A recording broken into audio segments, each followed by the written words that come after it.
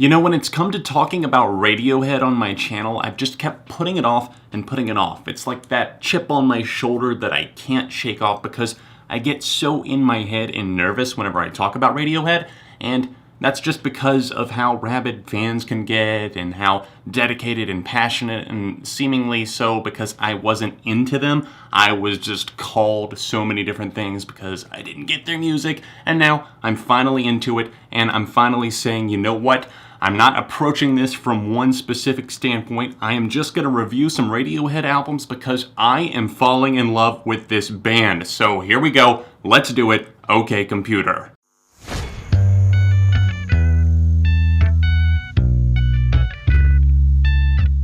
What's up everyone, John from ARTV. It's time for another throwback review. Today I'm going to be taking a look at the third studio album by the UK band Radiohead. Famed rockers, alternative, electronic, art rock, lots of different genres could apply to them, but today we're taking a look at their quintessential album from 1997. It's called OK Computer. This is a record that just changed the game in so many different ways, and for the longest time, I didn't get into this band. I couldn't. I would listen to them and I would think, God, Tom York just sounds like he's mumbling, and it's just very abstract, but keep in mind the first time that I tried to get into them, I was much younger. Not saying that younger people cannot get into them, but for me personally, my attention wasn't there and my perception was not there. So listening to this album all these years later, I'm glad that the age of 25 is when I'm finally getting into Radiohead, because I can actually read along with the lyrics and kind of comprehend and peel back some of the layers, because there is so much detail packed into not only this album, but just Radiohead in general.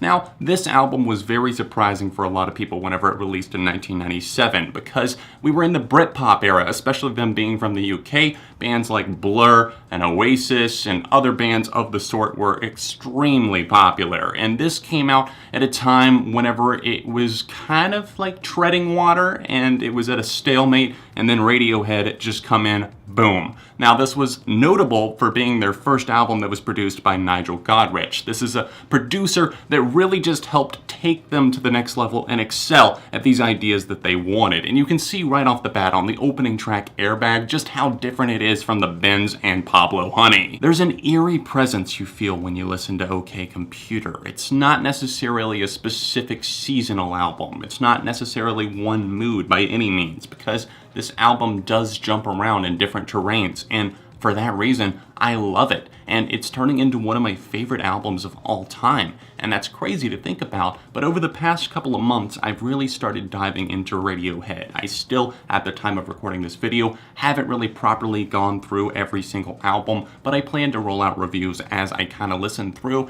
and once I feel comfortable listening to an album a certain amount of times, especially with Radiohead, you want to give it the proper attention, then maybe I'll put out reviews for them. Now, I'm pretty proud of my A Moon-Shaped Pool review that I put out in 2016. That was coming from somebody who was just scratching at the surface. That was really my first Radiohead album that I had sat down, listened to, and really allowed myself to take it in. So go watch that review if you are interested in seeing me cover more Radiohead, but just seeing the growth over the years is what is blowing my mind. The changes, the evolution, and just the sonic presence that they have, especially with OK Computer. You can go from sounding like something out of a film, obviously, exit film, that was made for Romeo and Juliet originally, played during the credit scenes. That one is just absolutely haunting. That chilling bass synthesizer that pops up during the duration of the breakdown of that tune, just an absolutely chilling one. To something like Airbag that has a jagged guitar riff that open up the album,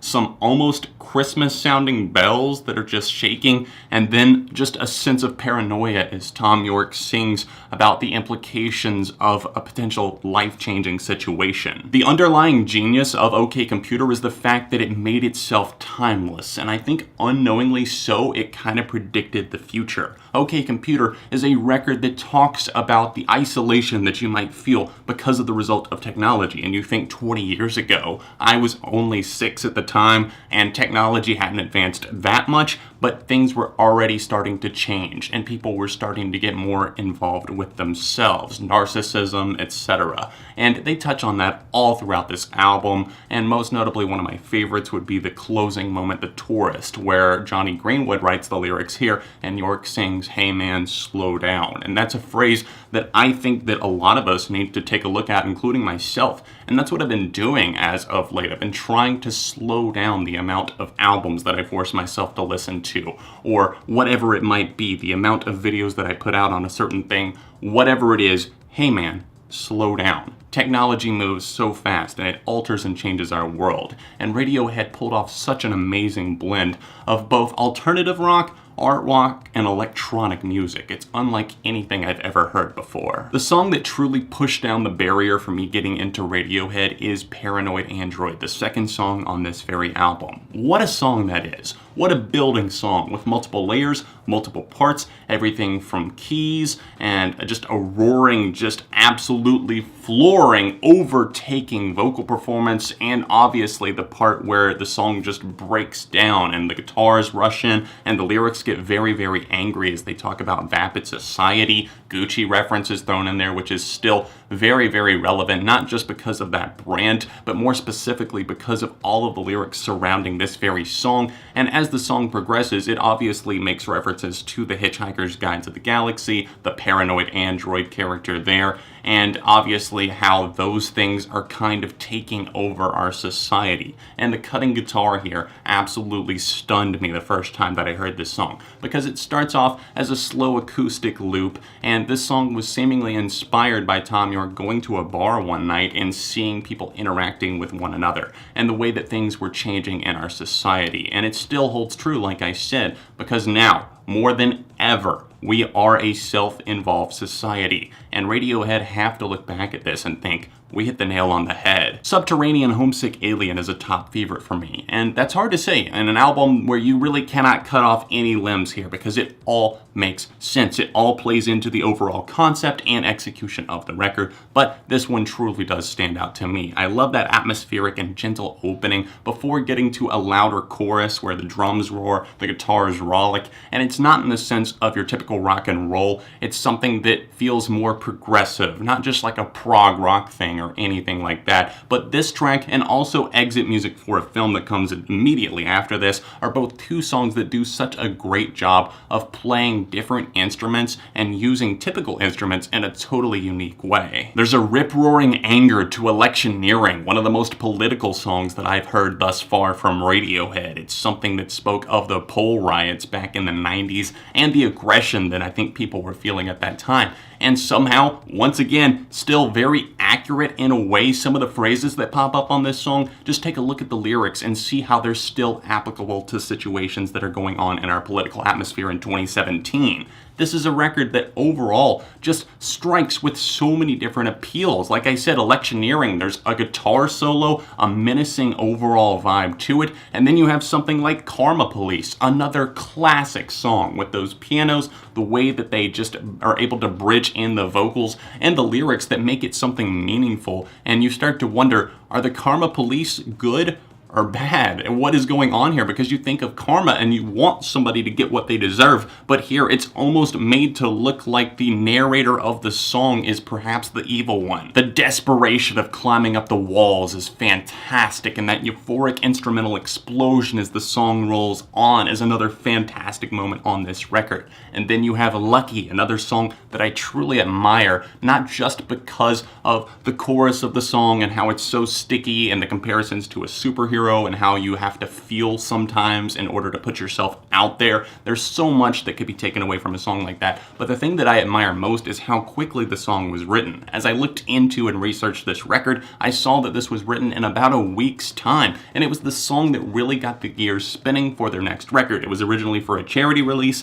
and eventually obviously made it onto OK Computer, and a song like this just doesn't come along every day, and the fact that it was written so quickly, I have to admire. Let Down is one of the more beautiful beautiful and touching vocal moments here, and I love that guitar line that's running throughout the entire song. And then I also have to call out a song like No Surprises, because once again, they went with their original instinct. It was the first take that ended up making it onto the final record, and it starts off with that acoustic guitar, that drum performance that just really takes off from Philip Seway. It's an amazing song overall, and like I said, there's not a weak part here, not even Fitter Happier, because that one just sends a shiver down the spine because of how scarily accurate it can be. I'm gonna highlight quickly some of my favorite instrumental moments from OK Computer, because the instrumentals are often some of my favorite parts of these songs. Yes, the lyrics are super important, but like I noted at the beginning of this review, sometimes Thom Yorke can be hard to understand, so the music is often the first thing that you are drawn to. And if you never listened to this album before, maybe you've only heard a couple of the singles like Karma Police or something like that, I highly urge you and suggest that you pay attention to the music of this record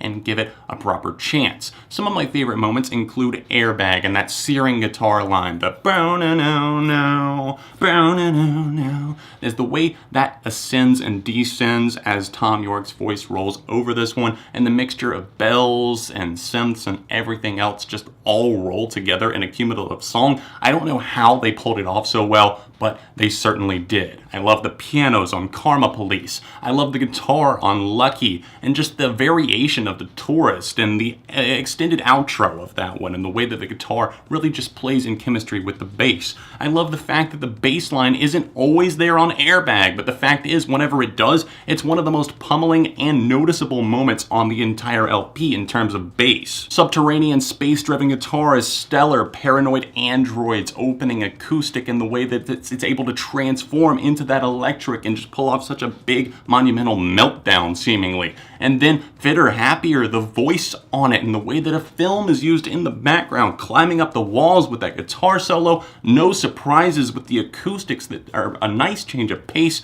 and then of course Let Down with that beautiful sound that just makes you feel like you're almost watching a movie play before your very eyes. This is an album's album. This is an album to be listened to and cherished from start to finish. I probably missed some things, but also I tried writing out notes for this review and it just didn't work out because none of it felt natural. And with my album reviews, especially the past couple of years, I've always tried to be straightforward. I write down minimal bullet points and I go off of those and relay my opinions and feelings. So I hope I did a great job of conveying how much I love OK Computer and how I'm really truly starting to get into Radiohead. I think that a lot of people can find them inaccessible at first. That was my problem for a while, but just slowly start to just push yourself into it. Listen to a song here, an album there, and then over time, you're gonna find out that you want to keep coming back to it. And with OK Computer, lately, I haven't been able to stop spinning this thing. I love the record. It's an easy 5 out of 5 from me, and now I can truly say that I understand why this is a classic album. What do you think of OK Computer, though? If you heard it,